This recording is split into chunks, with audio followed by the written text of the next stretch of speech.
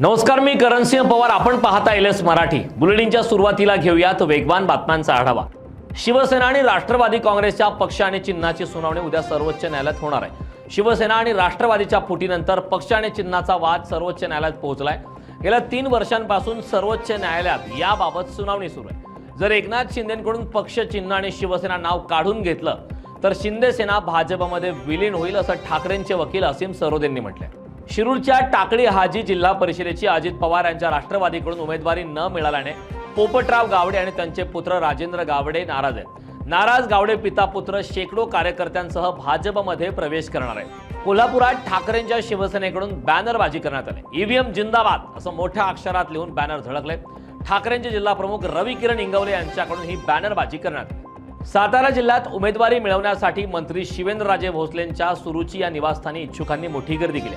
उमेदवारीसाठी शेकडो समर्थकांसह शक्ती प्रदर्शन करत इच्छुक नेते आता नेत्यांना साकडं घालतात. वाशिम जिल्ह्यात मतदार यादी निरीक्षण मोहीम वेगात सुरू आहे. यासाठी ठिकठिकाणी BLO मार्फत मतदारांची नावे तपासणे, दुरुस्ती करणे आणि आवश्यक कागदपत्रांची पडताळणी केली जाते. या मोहिमेअंतर्गत कागदपत्रांची पाहणी करून नाव नोंदणी, पत्ता बदल आणि इतर त्रुटी दुरुस्त करण्याची प्रक्रिया राबवली जात आहे. नागरिकांनी वेळेत सहकार्य करावं असं आवाहन यावेळी करण्यात आलं.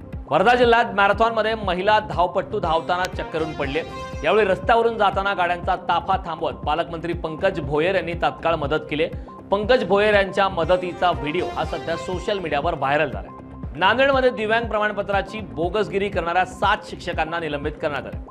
जिल्हा परिषदेच्या मुख्य कार्यकारी अधिकारी मेघना कावली यांनी ही धडक कारवाई केली.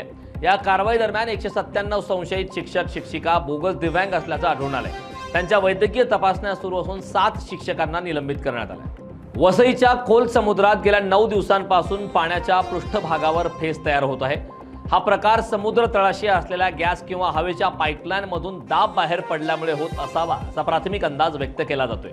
संबंधित यंत्रणांकडून समुद्रातील परिस्थितीचा अभ्यास करण्यात येत असून तज्ज्ञांच्या मदतीने तपास केला जाण्याची शक्यता आहे. मात्र अधिकृत तपास अहवाल येईपर्यंत घटनेचे नेमके कारण स्पष्ट नाही. भंडाऱ्याच्या गोसेखुर्द धरणाच्या बॅकवॉटरमुळे बाधित होणाऱ्या शेतकऱ्यांच्या संघर्षाला अखेर यश आलंय. प्रशासनाने अनेक परिसरातील शेतीचं ड्रोनद्वारे सर्वेक्षण पूर्ण केलंय. यामुळे शेतकऱ्यांना आता कायमस्वरूपी मोबदला मिळण्याचा मार्ग मोकळा झालाय. प्रशासनाच्या या सकारात्मक पावलामुळे शेतकऱ्यांमध्ये आनंदाचं वातावरण आहे. भंडाऱ्याच्या तुमसरमध्ये मायलच्या कंत्राटी कामगारांनी कामबंद आंदोलन केलंय. नवीन कंत्राटदाराने कामाचा पदभार घेताच वेतनात मोठी कपात केल्याने कामगारांनी संताप व्यक्त केलाय. यामुळे खाणीतील कामकाज पूर्णपणे ठप्प झालंय. नवीन कंत्राटदार मनमानी कारभार करत असून आर्थिक शोषण करत असल्याचा आरोप आंदोलनकर्त्यांनी केला. वेगवान बातम्यांचा आढावा घेतल्यानंतर या बुलेटिनमध्ये वेळ झालेली आहे. इथेच थांबण्याची. पाहत राहा एलएस मराठी.